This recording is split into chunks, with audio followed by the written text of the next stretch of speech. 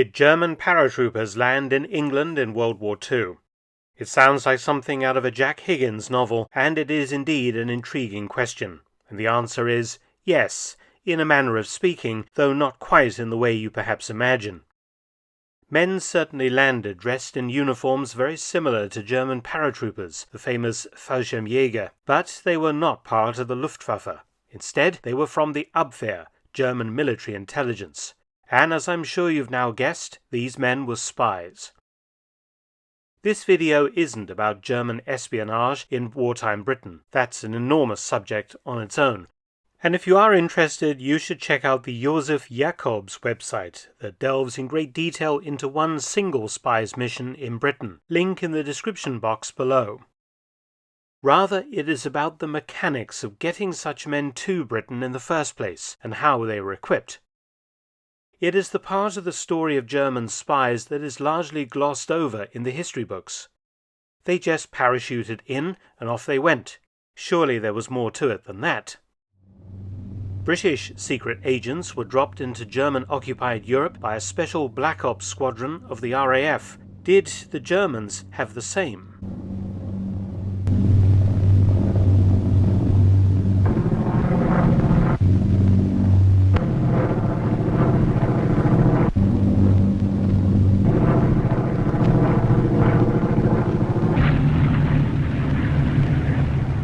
British agents dropped wearing semi-military uniforms and helmets.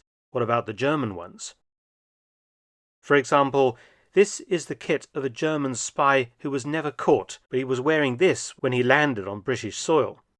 He then divested himself of this military equipment and disappeared, and was never found. It consists of a Luftwaffe summer flying suit, a German paratrooper's steel helmet, and even his parachute was a Fallschirmjäger version, and the canopy was camouflaged.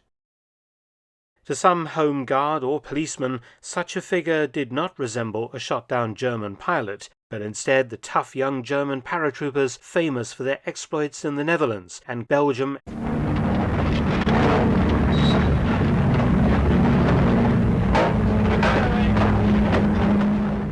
And many German spies dressed in this manner actually landed during the height of the German invasion scare of 1940, when everyone in southeast England was on guard for German paratroopers, who would of course spearheaded any German invasion attempt. When war began between Britain and Germany in September 1939, the Germans already had several agents active in the British Isles. But more were required, and between July 1940, the height of the Battle of Britain, and June 1941, the Abwehr dropped by parachute dozens of agents, almost all of whom were caught, with MI5, the security service, turning many into double agents. Those who refused to cooperate being executed by firing squad, including being shot in the Tower of London. Although one more agent was dropped by parachute after this period, the July 1940 to June 1941 period was the high point of Abwehr parachute operations over Britain, though agents were also inserted in other ways. Some landed by U-boat. In Scotland, Luftwaffe seaplanes operating from Norway dropped off some German agents who were rowed ashore in rubber boats. However, the primary method of inserting German spies was by parachute. The Abwehr created a small but specialized flying unit whose only task was the dropping of secret agents over Britain and Ireland, command being given to a specialist in long-range reconnaissance and navigation, Luftwaffe Hauptmann or Captain Karl Gartenfeld. Gartenfeld initially helped to train agents for the rigors of insertion by air at a base at Oranienburg near Berlin, where the Abwehr established a training and parachute school. In the early days, German agents generally received some actual parachute training, including 1 or 2 practice jumps from a Junkers W-34 plane, generally piloted by Gartenfeld himself. Even though parachuting is inherently dangerous, particularly correct landing to avoid injury or death, as the war hotted up into 1940, many agents did not receive parachute training prior to jumping over England. It seems that the Abwehr decided that the likelihood of them injuring themselves with multiple jumps was too risky, and instead making only one jump, the actual jump, was common sense. However, more than one agent was nonetheless injured on landing, largely owing to the fact they didn't know how to land properly, leading to their capture.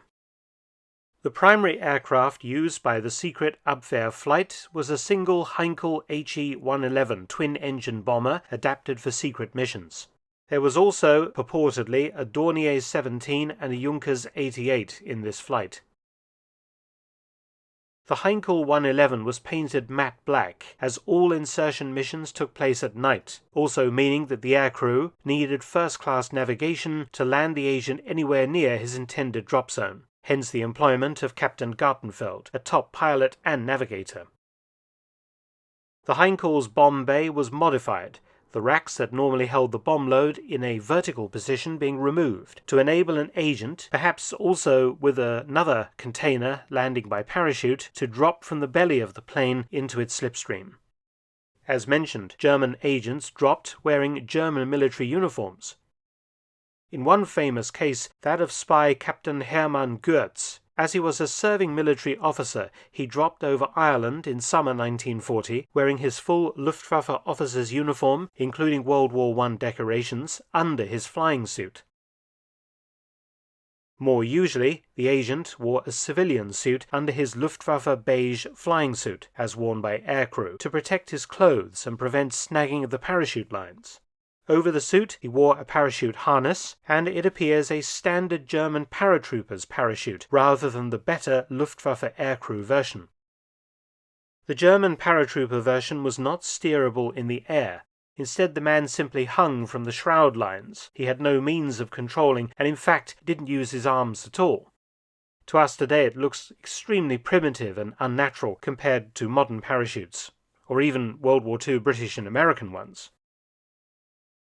No reserve parachute was worn, but a special jump pack was worn strapped to the chest that contained the agent's wireless set so he could communicate with Berlin, which was built into a small leather suitcase so it could be carried around in public, along with some personal items of clothing and so on.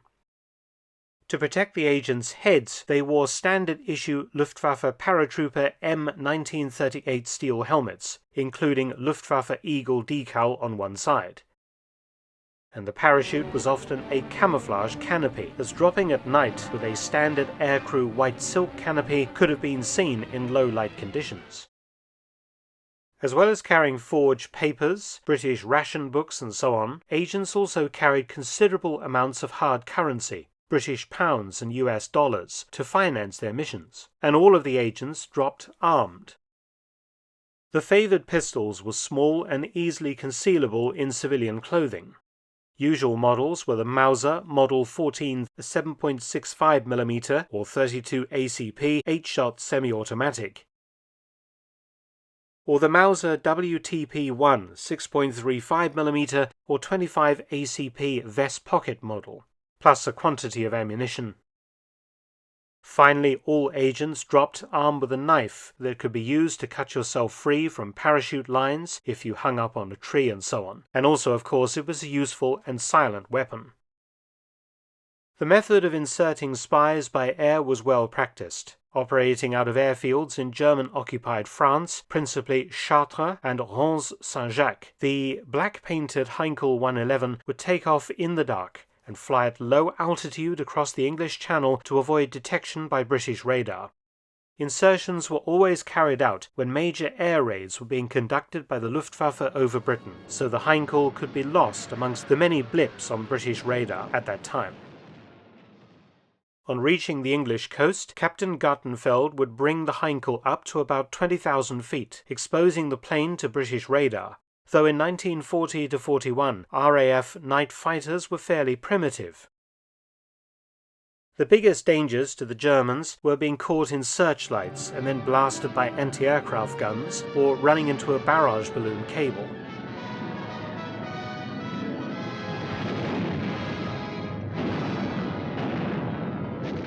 Following the pre-arranged course to the drop zone, Gartenfeld would put the Heinkel into a shallow dive for many miles, and depending on weather conditions, the agent would jump at between 1,500 and 3,000 feet over the landing zone.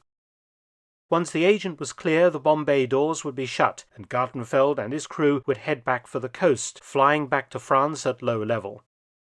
The agents used static line parachutes. That is, the parachute release was connected to the aircraft, and all they had to do was fling themselves into the darkness. The ripcord would be automatically pulled and the parachute deployed.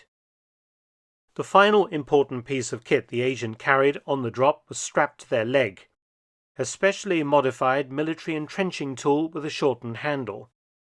If the agent landed uninjured, he would gather his parachute, divest himself of his Luftwaffe flight suit and paratrooper's helmet, and then bury all of these items as quickly as possible before hiding the shovel. And now, dressed in his civilian clothing and carrying his suitcase containing the radio, begin his mission. So there you have it. Dozens of times in 1940 to 41, armed German agents, dressed just like paratroopers, descended under parachutes all over Britain and began their nefarious missions. Almost all were caught, with very few managing to remain at large for very long, and even fewer actually achieving very much on the espionage front. A few were successful, but the British government has yet to fully release their files, so it's the failures that we know most about. Throughout the rest of the war, more German spies were infiltrated into Britain by a variety of methods. One more by parachute, as I mentioned. Some arriving posing as refugees on ships from neutral countries like Portugal and Spain. Others came ashore from U-boats. But overall, the huge effort made by the Abwehr to insert well over 100 secret agents into Britain and Ireland was largely a wasted effort, as MI5 performed well above average in combating Hitler's spies in Britain. Many thanks for watching. Please subscribe and share, and also visit my audiobook channel, War Stories with Mark Felton. You can also help to support both of my channels at PayPal and Patreon. Details in the description box below.